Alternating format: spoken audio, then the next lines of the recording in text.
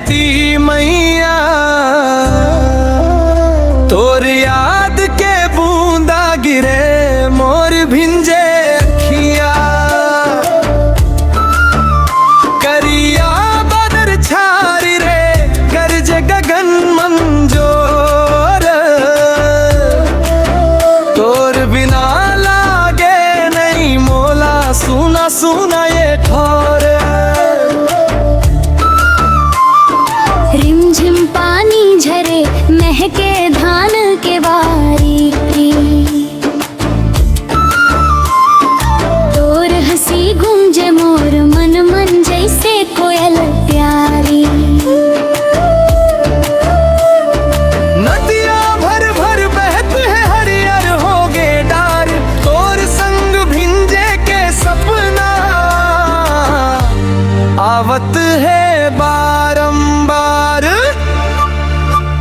करिया बदर छारी रे भिंजत है धरती मैया, तोर याद के बूंदा गिरे मोर भिंजे अखिया।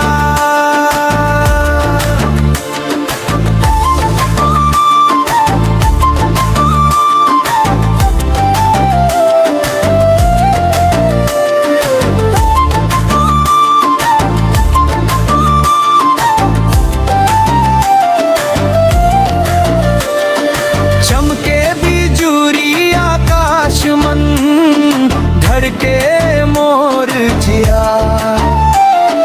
मोबाइल मन देखत रही थो कब आही तोर पिया।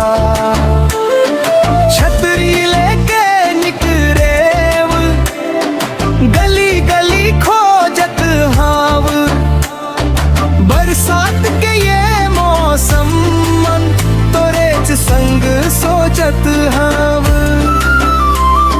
मोर गाँव के गली गली पानी के बहत धार, तोर नाव लिखे वो माटी मम्मी पादेस फुहार।